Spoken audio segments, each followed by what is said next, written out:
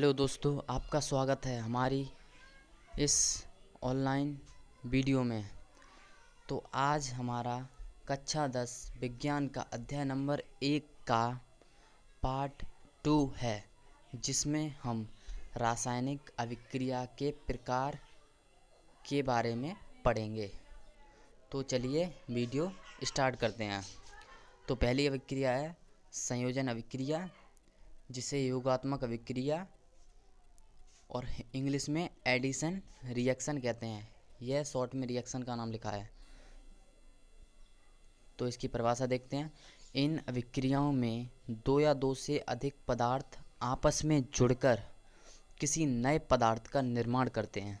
जैसे example CaO यानी कि कैल्शियम ऑक्साइड, जिसे बिना बुझा चूना भी कहते हैं, प्लस HOH या H2O, यह पानी का सूत्र है। एरो, जब इन दोनों की रिएक्शन करवाते हैं तो CaOH का होल ट्वाइस यानी कि बुझा चूना या चूने का पानी प्राप्त होता है। तो जब इन दोनों में उस ऊपर रिएक्शन में लिखा था दो या दो से अधिक पदार्थ, तो इसमें दो पदार्थ हैं। तो जब इन दोनों पदार्थों की रिएक्शन कराते हैं तो हमें एक नया पदार्थ प्राप्त होता है, जो कि है कैल्शियम हाइड्रोक्साइड। ठीक है।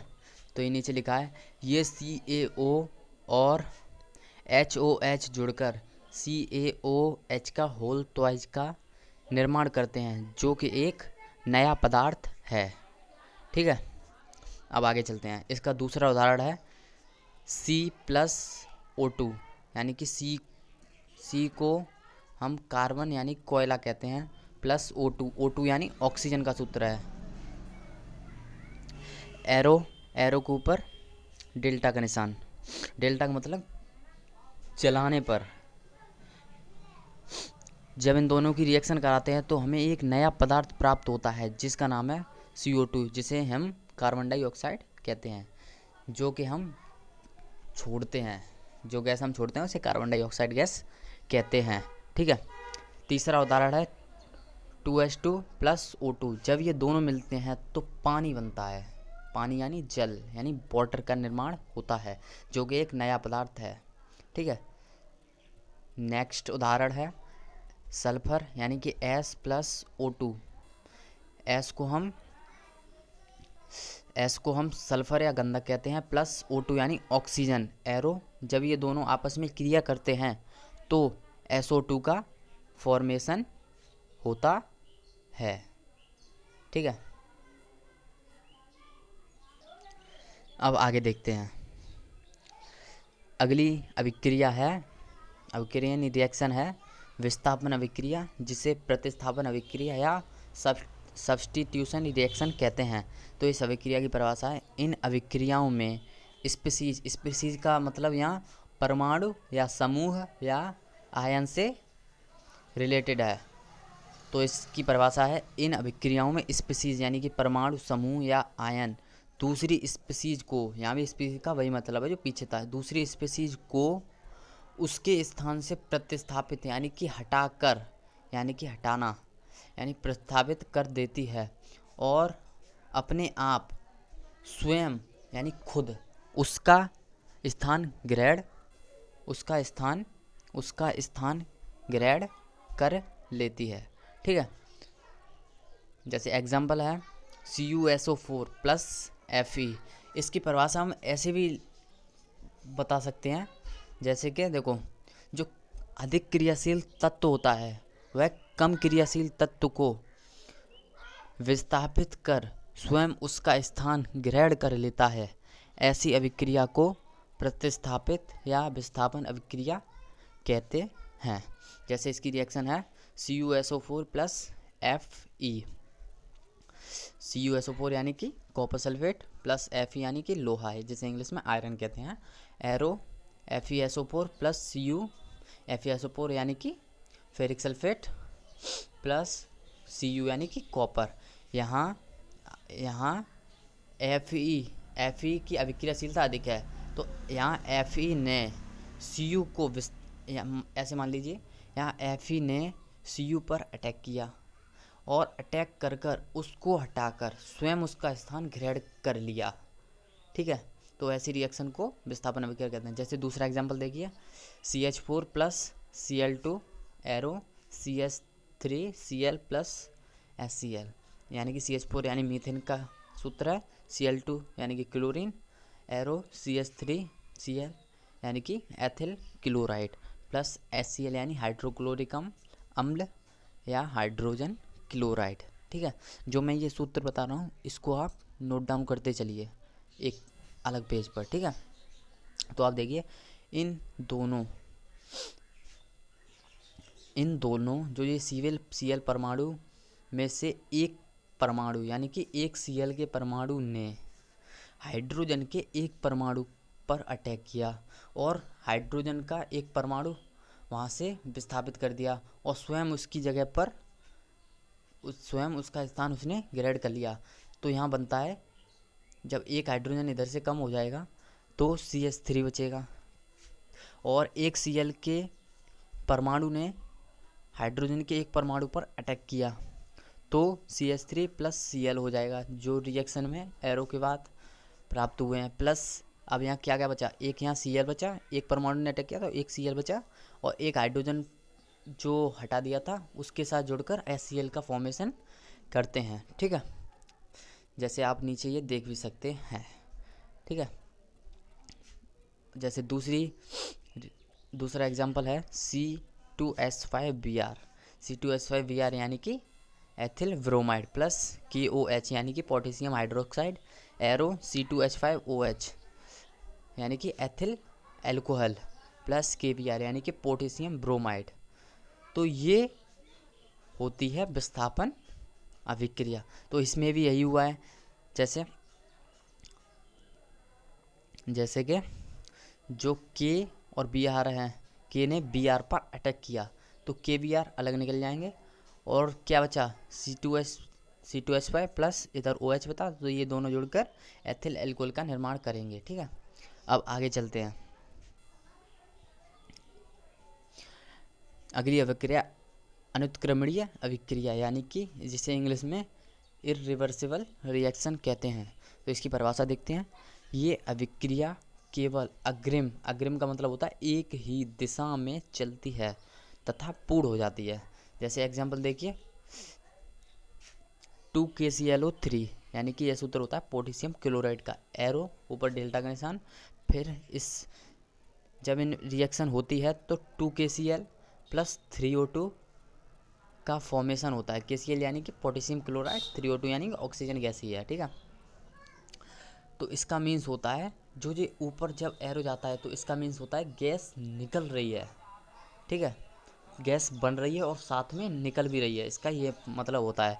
जैसे 2KClO3 को गर्म करने पर इसका विस्तार रूप है 2KClO3 को गर्म करने पर 2KCl प्लस 3O2 प्राप्त होता है या बनता है और इसमें जितनी भी ऑक्सीजन गैस बनती है वह निकलती रहती है। ठीक है, तो इसमें आगे देखते हैं। इसको विस्तार से मैंने समझाने के लिए लिख दिया है। यह रिएक्शन अग्रिम दिशा में क्यों चलती है। अब एक कारण आता है, यह रिएक्शन अग्रिम दिशा में ही क्यों चलती है।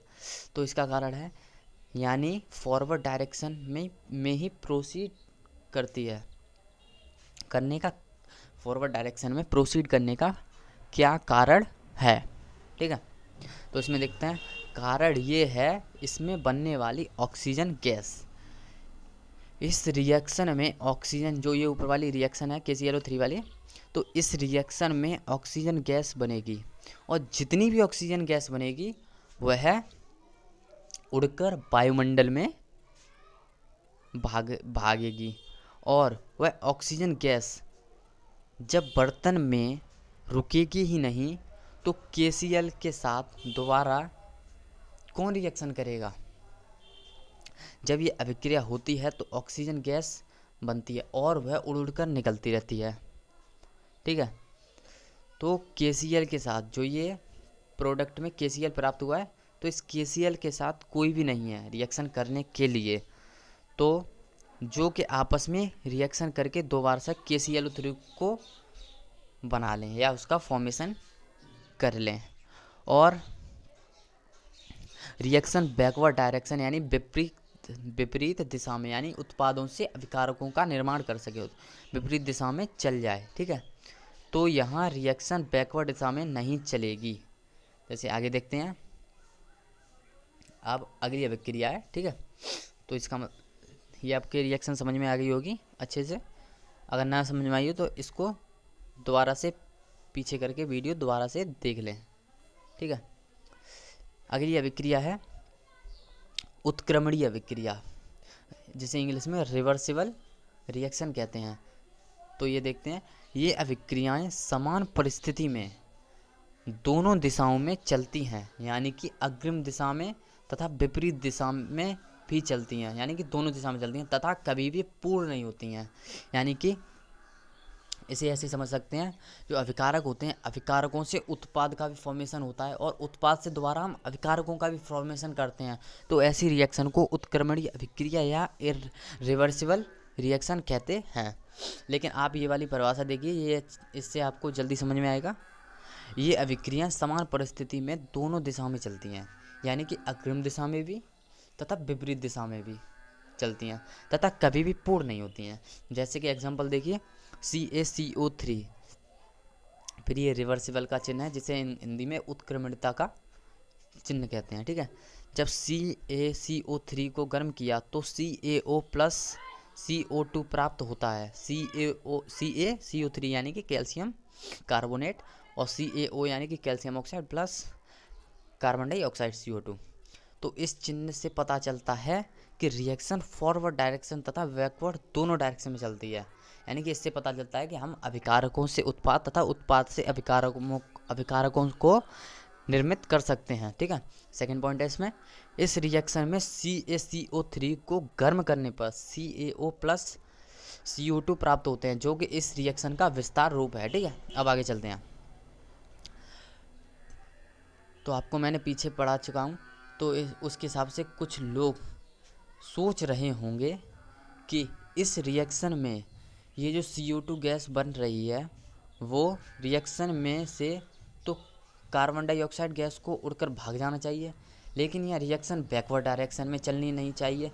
तो यह बात तो ठीक है, लेकिन CaCO3 यानी कि जो चूना पत्थर है, यानी जैसे हम खड़िया कहते हैं, को गर्म करते हैं, उसे जब जो CaCO3 है उसको गर्म करते हैं, उसको गर्म करने के लिए हम एक बर्तन का यूज करते हैं। उस बर्तन में हम CaCO3 को गर्म करते हैं। जब इस रिएक्शन की शर्त यही है कि रिएक्शन को बंद बर्तन में ही संपन्न कराया जाए। ठीक है, यदि बर्तन में इस रिएक्शन को संपन्न कराओगे तो CaO यानी कि जो ठोस है, ये बंद बर्तन में तो CO2 गैस है। ठीक है, तो बंद बर्तन होने के कारण ये जो CO2 गैस है, यह बनकर उड़ नहीं पाएगी वायुमंडल में। ठीक है, यदि जब ये उड़ नहीं सकती, यानी कि भाग नहीं सकती, तो दोनों आपस में रिएक्शन करके, दोनों कौन, जो पीछे ही हैं, CaO प्लस CO2 आपस में रिएक्शन करके वो दोबारा से कैल्शियम कार्बोनेट यानी CaCO3 का फॉर्मेशन कर लेंगे, और यह रिएक्शन ऐसे ही चलती रहेगी और कभी ख़त्म नहीं होगी। यानी कि CaCO3 से CaO प्लस कार्बन डाइऑक्साइड ये बनते रहेंगे, फिर वही दोबारा रिएक्शन करके CaCO3 का निर्माण करते रहेंगे। तो इसीलिए इसमें कहा गया है कि यह रिएक्शन कभी भी ख़त्म नहीं होगी। ठीक है, अब आगे चलते हैं। पांचवी अभिक्रिया है अपघटन अभिक्रिया, जिसे इंग्लिश में डीकम्पोजिशन रिएक्शन कहते हैं। तो इसकी परिभाषा देखते हैं। वह अनुत्क्रमणीय अभिक्रिया जिसमें एक अणु दो या दो से अधिक सरल अणुओं में टूटता है, तो उस रिएक्शन को डीकम्पोजिशन रिएक्शन यानी अपघटन अभिक्रिया कहते हैं। जैसे यानी कि यह रिएक्शन अनुत्क्रमणीय अभिक्रिया भी है। इस रिएक्शन में अनुत्क्रमणीय प्रोसेस भी होगा, यानी कि अग्रिम दिशा में रिएक्शन चलेगी। अग्रिम दिशा की मैंने क्या परिभाषा बताई थी,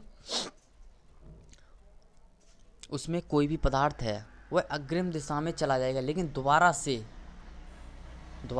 पुनः पहले पदार्थ में नहीं आ पाएगा। यानी अभिकारक से उत्पाद तो बन जाएगा, लेकिन उत्पाद से अभिकारक नहीं बन पाएगा। अनुत्क्रमणीय अभिक्रिया का यही मतलब था।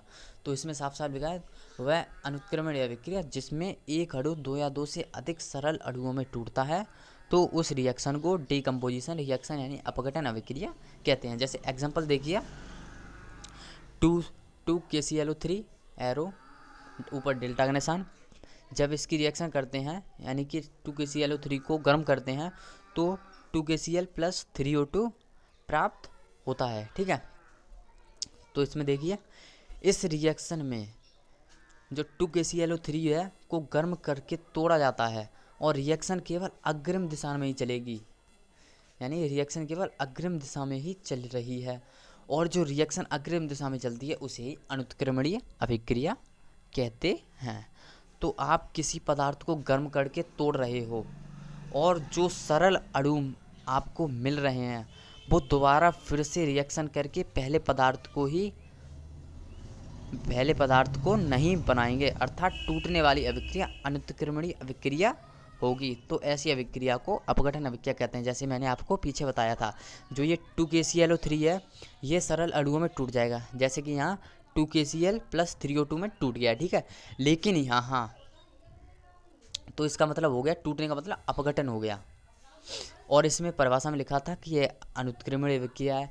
तो जब ये टूट गए तो ये टूटे हुए पदार्थों से दोबारा हम 2 KClO3 का फॉर्मेशन नहीं कर सकते, यानी उस 2 KClO3 यानी कि पोटेशियम क्लोरेट का फॉर्मेशन दोबारा हम नहीं कर सकते, फॉर्मेशन यानी निर्माण नहीं कर सकते।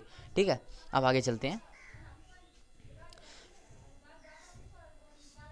जैसे नोट में लिखा है, जो अपघटन अभिक्रिया होती है यह 2 से 3 प्रकार की होती है, लेकिन मेनली यहाँ हम 2 प्रकार ही बात करेंगे क्योंकि यही बोर्ड एग्जाम में पूछे जाते हैं। तो इसमें देखते हैं, जब गर्म करके तोड़ते हैं, तो इसमें पहले की देखते हैं ऊष्मीय अपघटन की। जब गर्म करके तोड़ते हैं तो उस रिएक्शन को ऊष्मीय अपघटन कहते हैं, ये फर्स्ट रिएक्शन हो गई। और सेकंड है, जब विद्युत धारा प्रवाहित करके किसी पदार्थ को सरल अणुओं में तोड़ते हैं तो उस रिएक्शन को विद्युत अपघटन कहते हैं। ठीक है, नेक्स्ट अभिक्रिया है वियोजन अभिक्रिया, जिसे इंग्लिश में डिसोसिएशन रिएक्शन कहते हैं। तो यहाँ में देखते हैं, यह एक उत्क्रमणीय अभिक्रिया है, यानी कि इसमें हम अभिकारक से उत्पाद बना सकते हैं तथा उत्पाद से अभिकारक बना सकते हैं, यानी कि यह रिएक्शन फॉरवर्ड एंड बैकवर्ड दोनों डायरेक्शन में प्रोसीड करती है। ठीक है, तो उसमें लिखा है यह अभिक्रिया उत्क्रमणीय अभिक्रिया है। वह उत्क्रमणीय अभिक्रिया, इसकी परिभाषा है, वह उत्क्रमणीय अभिक्रिया जिसमें एक अणु को 2 या 2 से अधिक सरल अणुओं में टूटता है, यानी कि जो इसमें उत्क्रमणीय अभिक्रिया है तो इस रिएक्शन में जो एक अणु होगा वो 2 या 2 से अधिक पदार्थों में टूट जाएगा, यानी सरल अणुओं में अपघटित हो जाएगा। तो इसका एग्जांपल देखते हैं, जैसे PCl5 यानी कि फास्फोरस पेंटा क्लोराइड। जो ये P है ये फास्फोरस का सूत्र होता है, और इसमें जो Cl है वो क्लोरीन का सूत्र होता है, और इसमें जो 5 का मतलब होता है पेंटा, यानी कि 1 का मतलब होता है मोनो, 2 का मतलब डाई, 3 का मतलब ट्राई, 4 का मतलब टेट्रा, 5 का मतलब पेंटा। ऐसे ही आगे बढ़ते हैं। ठीक है, फिर रिवर्सिबल का चिन्ह, फिर ऊपर डेल्टा का निशान। जब इसको गर्म करते हैं, PCl5 को जब गर्म करते हैं तो PCl3 यानी कि फास्फोरस टेट्राक्लोराइड प्लस Cl2 यानी कि क्लोरीन गैस प्राप्त होती है। तो यह रिएक्शन फॉरवर्ड एंड बैकवर्ड दोनों डायरेक्शन में प्रोसीड करती है, यानी चल रही है। तो ऐसे टूटने को वियोजन कहते हैं। ठीक है, ऐसे ही इसका अगला एग्जांपल है NH4Cl। जब NH4Cl को गर्म करते हैं तो NH3 यानी अमोनिया प्लस HCl यानी हाइड्रोक्लोरिक अम्ल यानी हाइड्रोजन क्लोराइड। NH4Cl किसका सूत्र है? अमोनियम क्लोराइड का। ठीक है, तो इसमें जैसे जो पिछली वाली ये रिएक्शन थी अपघटन अभिक्रिया, यह एक अनुत्क्रमणीय अभिक्रिया थी, क्योंकि इसमें हम किसी पदार्थ को गर्म करते तो उससे अपघटित तो हो जाते लेकिन दोबारा उनसे पदार्थ नहीं बना सकते।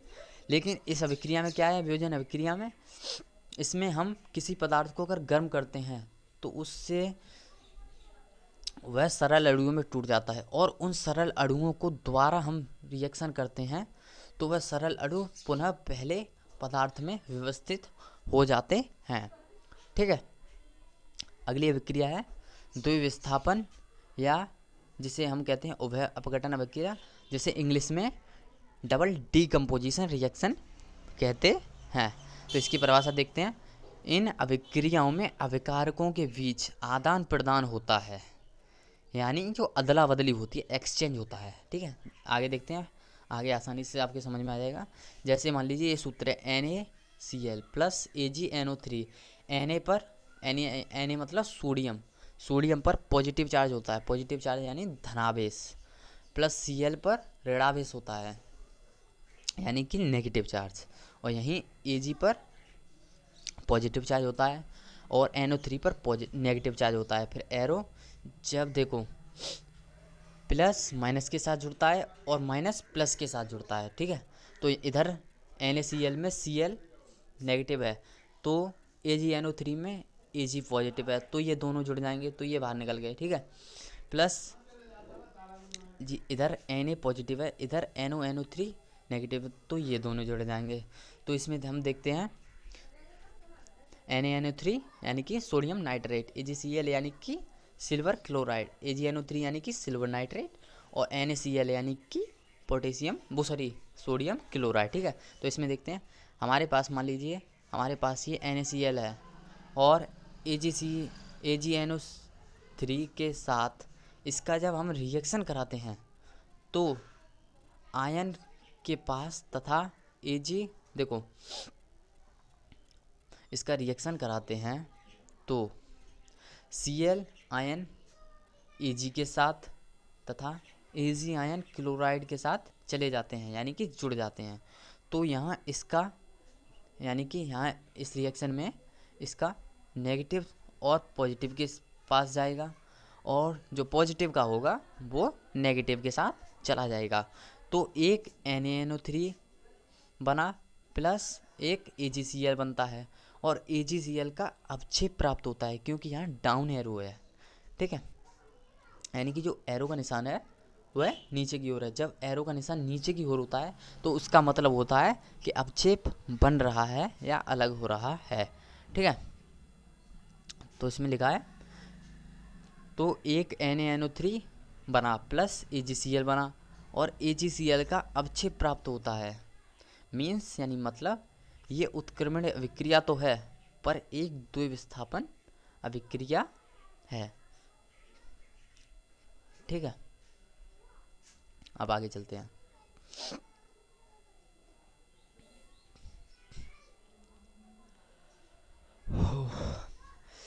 अगली अभिक्रिया है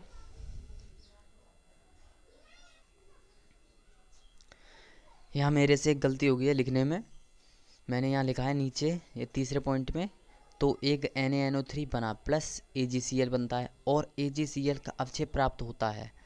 मीन्स ये उत्क्रमणीय, इस उत्क्रमणीय की जगह आप अनुत्क्रमणीय कर लेना। ठीक है, मेरे से गलती हो गई है। ठीक है, अब आगे चलते हैं। नेक्स्ट अभिक्रिया है ऊष्माक्षेपी अभिक्रिया, जिसको इंग्लिश में एक्सोथर्मिक रिएक्शन कहते हैं। तो इस अभिक्रिया की परिभाषा है इन रिएक्शंस यानी अभिक्रियाओं में ऊष्मा उत्सर्जित का मतलब होता है निकलना, यानी कि ऊष्मा निकलती है। ठीक है, जैसे एग्जांपल C यानी कि कार्बन प्लस O2 यानी कि ऑक्सीजन, एरो जब ये दोनों रिएक्शन करते हैं तो CO2 यानी कार्बन डाइऑक्साइड प्राप्त होता है, प्लस कार्बन डाइऑक्साइड बनने के साथ साथ कुछ एनर्जी भी रिलीज होती है। अगर आप जैसे 94 किलो कैलोरी रिलीज होती है, तो यहाँ लिखा भी है कार्बन को O2 के साथ जलाने पर CO2 भी बनेगी और साथ में ऊष्मा भी निकलती है। ठीक है, जो ऊपर लिखी है। नेक्स्ट एग्जांपल है 2H2 यानी कि हाइड्रोजन प्लस O2 यानी ऑक्सीजन, एरो जब ये दोनों आपस में रिएक्शन करते हैं तो 2H2 यानी कि जल का फॉर्मेशन होता है, प्लस साथ में 136.8 किलो कैलोरी ऊर्जा निकलती है। ऊष्मा की वैल्यू यदि आपको पता ना हो, यानी कि जो एनर्जी निकल रही है उसकी वैल्यू, एग्जैक्ट वैल्यू आपको पता ना हो, तो उसकी जगह आप कैपिटल Q भी लिख सकते हैं। कैपिटल Q यानी Q बड़ा Q लिख सकते हैं। ठीक है, नेक्स्ट अभिक्रिया है ऊष्मा शोषी अभिक्रिया। शोषी का मतलब ग्रहण करना, जिसे इंग्लिश में एंडोथर्मिक रिएक्शन कहते हैं। तो इन अभिक्रियाओं में ऊष्मा अवशोषित होती है, अवशोषित यानी ग्रहण की जाती है। तो एग्जाम्पल PCl5 प्लस क्यू का मतलब इसमें जब PCl5 को तोड़ेंगे तो कुछ ऊर्जा की आवश्यकता होगी, इसलिए यहाँ क्यू लिखा है।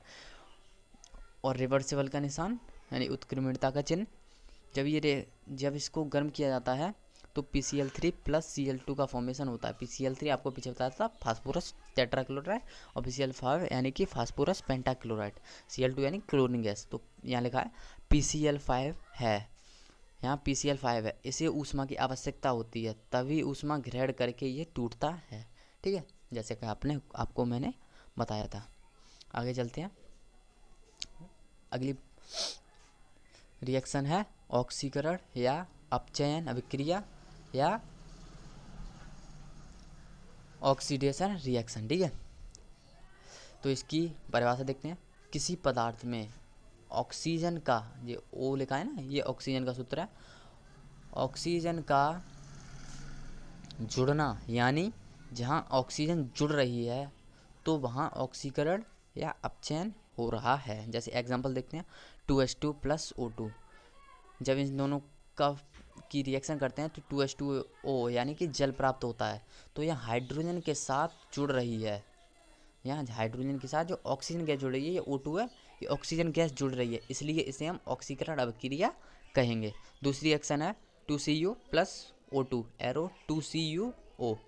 तो यहाँ कॉपर Cu यानी कॉपर में ऑक्सीजन जुड़ रही है, तो यह ऑक्सीजन जुड़ने से cupric chloride, copper chloride CuO बनता है, और यहाँ ऑक्सीजन जुड़ रही है, इसलिए इसे ऑक्सीकरण या अपचयन अभिक्रिया कहते हैं। ठीक है, अगली अभिक्रिया है अपचयन अभिक्रिया, जैसे इंग्लिश में रिडक्शन रिएक्शन कहते हैं। तो इसकी परिभाषा देखते हैं। किसी पदार्थ में ऑक्सीजन का अलग होना अपचयन कहलाता है। जैसे ZnO प्लस C एरो, जब इन दोनों की रिएक्शन कराते हैं तो Zn प्लस CO बनता है। यहाँ ZnO ने C के साथ रिएक्शन की है तो Zn अकेला रह जाता है, यानी कि अकेला बनता है, और जो जो कॉपर था, वो कार्बन था C, वह CO में बदल जाता है। तो इसमें ZnO से जो ऑक्सीजन थी वह अलग हो गई है, इसलिए इसे हम अपचयन अभिक्रिया कहेंगे। ठीक है, अगली रिएक्शन है उपचयन अपचयन अभिक्रिया, जिसे हम ऑक्सीकरण अपचयन अभिक्रिया भी कहते हैं, और इसे हम रेडॉक्स रिएक्शन या रेडॉक्स अभिक्रिया भी कहते हैं। तो इसकी परिभाषा देखते हैं। इन अभिक्रियाओं में ऑक्सीकरण व अपचयन दोनों क्रियाएं एक साथ होती हैं। जैसे आगे देखते हैं, जैसे ऊपर एग्जाम्पल में लिखा है CuO plus H2 arrow Cu plus H2O, CuO यानी कि कॉपर ऑक्साइड प्लस H2 यानी हाइड्रोजन गैस, एरो Cu यानी कॉपर प्लस H2 यानी कि जल। तो यहाँ देखिए जो Cu था वह जो CuO था वह Cu में बदल गया है, यानी यहाँ से जो ऑक्सीजन थी वह अलग हो गई है, और ऑक्सीजन के अलग होने को अपचयन कहते हैं। और यहाँ देखिए इधर H2 था और दूसरी साइड H2O हो गया है, यानी कि ऑक्सीजन गैस जुड़ गई है, और ऑक्सीजन गैस के जुड़ने को उपचयन या ऑक्सीकरण या ऑक्सीडेशन कहते हैं। ठीक है, अगला उदाहरण देखते हैं। जैसे यहाँ देखिए ZnO प्लस, मैंने माइनस टाइप का लगा दिया चिन्ह, आप प्लस का लगा लेना, गलती हो गया। ZnO प्लस C यानी कि carbon arrow zinc oxide plus carbon arrow Zn plus copper. तो यहाँ देखिए जो ZnO है वह Zn में बदल गया है, यानी यहाँ ZnO से जो ऑक्सीजन थी वह अलग हो गई है, और ऑक्सीजन के अलग होने को अपचयन कहते हैं। और यहाँ देखिए जो कार्बन है, कार्बन CO यानी कि कार्बन मोनोऑक्साइड में बदल गया है, और यानी कि यहाँ ऑक्सीजन जुड़ रही है, और ऑक्सीजन के जुड़ने को उपचयन या ऑक्सीकरण या ऑक्सीडेशन कहते हैं। ठीक है, अब आगे देखते हैं। आपको मेरी आशा है कि आपको यह चैप्टर बड़ी आसानी से समझ में आ रहा होगा। उसकी अब कुछ दैनिक जीवन में अपचयन उपचयन यानी कि ऑक्सीकरण के प्रभाव देखते हैं। जैसे पहला है संक्षारण। किसी धातु का अम्ल कौमा नमी कौमा वायु यानी यहाँ वायु का मतलब ऑक्सीजन से ही है, वायु आदि के कारण धीरे धीरे नष्ट होना यानी गलना संक्षारण कहलाता है। जैसे लोहे पर जंग लगना, जो लोहे पर जंग लग जाती है उसे वह संक्षारण का उदाहरण है। चांदी पर काली पर चढ़ना, ठीक है, जब चांदी पर जंग लगती है तो वह काली होती है। ठीक है, तो यहाँ लोहे के साथ हम जंग का यूज करते हैं, लेकिन चांदी के साथ हम काली परत का यूज करते हैं। तो यहाँ लिखा है चांदी पर काली परत का चढ़ना, तो यह भी एक संक्षारण है। तांबे के ऊपर हरे रंग की परत चढ़ती है। ठीक है, तो यहाँ लिखा है तांबे के ऊपर हरे रंग की परत का चढ़ना। तो ये सभी के सभी उदाहरण, ये तीनों के तीनों उदाहरण संक्षारण के, ऐसे भी कई उदाहरण हो सकते हैं। ठीक है, अगला पॉइंट है विकृत गंधिता। ठीक है, तो इसकी भाषा देंगे जब तेल या वसा मतलब ये चिकनाई, डालडा, घी एट्सेट्रा। तो यहाँ लिखा है जब तेल या वसा वायु द्वारा ऑक्सीकृत होते हैं तो उनका जो स्वाद व गंध होती है वह खराब होने लगती है, जिसे हम विकृत गंधिता कहते हैं। इसलिए तेल व वसा युक्त खाद्य पदार्थों में प्रतिऑक्सीकारक यानी कि एंटीऑक्सीडेंट होते हैं, उन्हें मिलाया जाता है। ठीक है, तो इसमें लिखा है जितने भी तेल या वसा युक्त पदार्थ होते हैं, खाद्य पदार्थ जो कंपनी बनाती है वे उसमें ऑक्सीकारक यानी प्रतिऑक्सीकारक यानी कि एंटीऑक्सीडेंट का यूज करती है, जिसके कारण लंबे समय तक वे चीज़ें खराब नहीं होती हैं। ठीक है, तो आज की हमारी ये वीडियो यहीं समाप्त होती है। यदि आप इन रिएक्शन को तैयार कर लेते हैं तो आपके 2 से 4 मार्क्स बिल्कुल क्लियर हो जाएंगे बोर्ड एग्ज़ाम में आने के लिए। इनमें से 1 से 2 अभिक्रिया बोर्ड एग्ज़ाम में ज़रूर पूछी जाती हैं। ठीक है, तो आज की हमारी यह वीडियो समाप्त होती है। तब के लिए धन्यवाद। जय हिंद।